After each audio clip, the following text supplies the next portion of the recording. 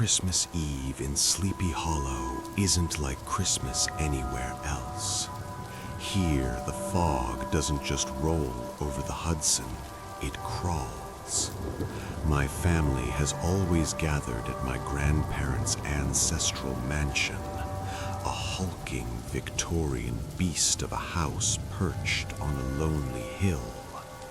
It's a place of warmth, yes, but also of deep architectural groans, as if the wood remembers things the living have forgotten. That night, a blizzard had erased the world.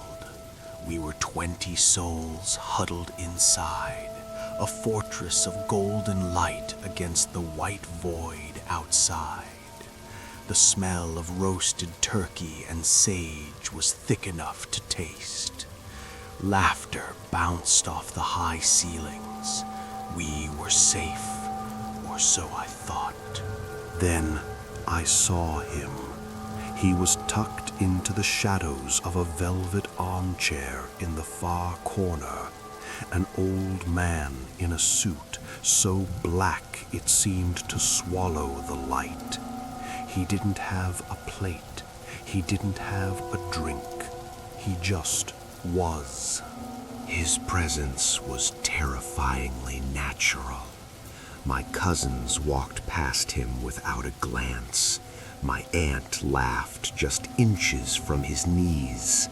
I told myself he was a distant relative, a friend of a friend, the mental gymnastics we do to avoid admitting we are afraid.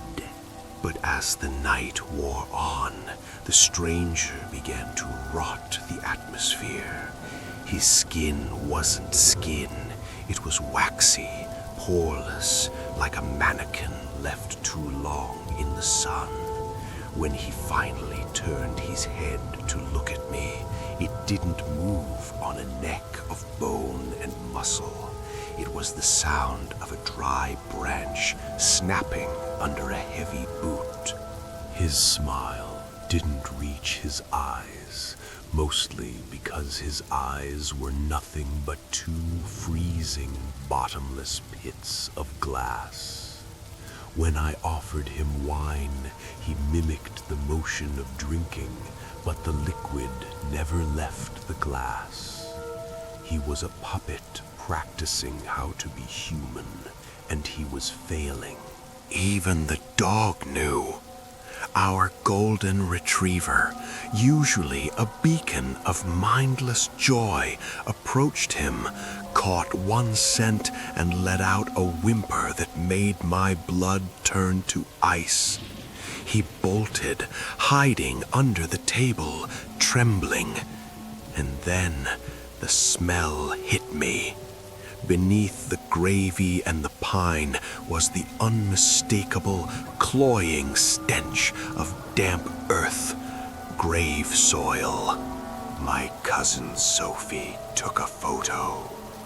In that split second of light, the man snapped. He didn't just stand up, he unfolded like a broken umbrella. He let out a sound that wasn't a scream.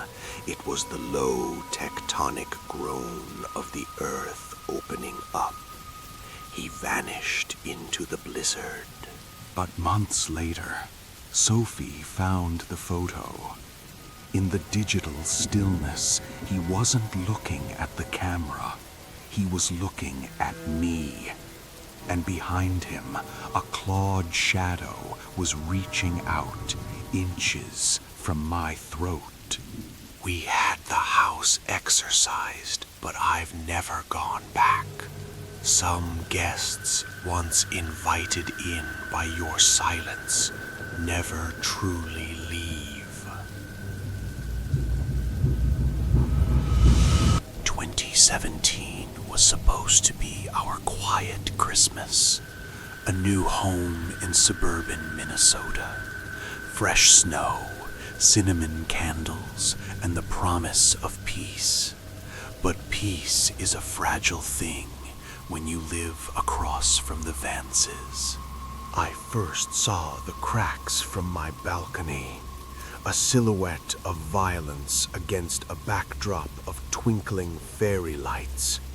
Mr. Vance, a man of jagged edges and sudden movements, slamming his wife against the railing. I saw her eyes. For a heartbeat, she looked right at me, a silent, screaming plea for help. And I did what most people do. I looked away. I closed the curtains. The next day, the shouting was replaced by a silence so heavy it felt like physical pressure. I went over to invite them to dinner, an attempt to wash the guilt off my hands with neighborly kindness. When Mr. Vance opened the door, the air coming from inside was freezing. He looked hollowed out, his eyes darting like trapped insects. "My wife isn't here," he whispered. "She won't be coming back." Behind him, I saw it, a dark, visceral smear across the hardwood, a thick, crimson trail that led toward the stairs. That night, at 1:13 a.m., the thudding began. Not a knock, a thud. I looked through the peephole and saw the barrel of a gun. Mr. Vance stood there, weeping and enraged. "Why didn't you save her, Clara? You saw the blood. Why did you let me do it?" The police arrived before he could kick the door in, but when they entered his house, they found the decorations. He had hung her from the bedroom ceiling with strands of Christmas lights. She swayed there in the dark, a grotesque ornament of my own making. Now, whenever I look at that dark house, I still see her shadow swaying, waiting for the neighbor who never came. Peace is never truly found when you leave a cry for help unanswered. I was 12 when the man in the gray wool coat found me. Lake Placid was a kingdom of ice that year, and he stood at the crossroads of the forest trail like a gargoyle. He told me about the silver fir, a tree with leaves that glowed so bright you didn't need lights. "It's just for you, Lucas," he'd hissed. I ran then, but the woods have a way of echoing. A few days later, my best friend Ethan called. His voice was wrong, flat, toneless, as if he were reading from a script written by a monster. He led me to a rotting cabin deep in the restricted pines. I hid by the door and heard the man's gravelly voice from inside. "Is the kid alone? Did you bring the prize?" Betrayal is a cold realization. I bolted into the dark, the snow catching at my ankles like hands.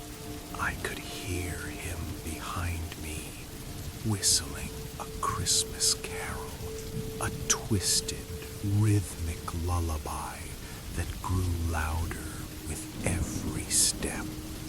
I dove behind a fallen oak, pressing my face into the freezing dirt.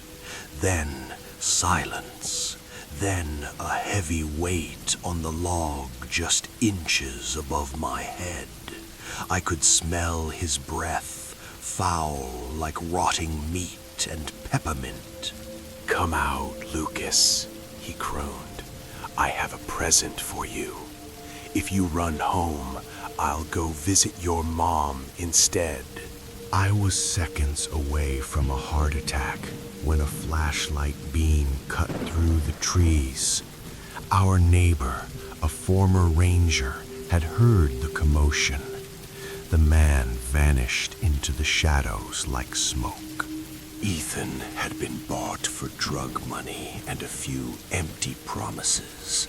The man was never caught, but every time I see a plastic Santa mask or hear a distant whistle in the woods, I don't think of gifts. I think of the man in the gray coat, still out there, waiting at a different crossroad for a different boy.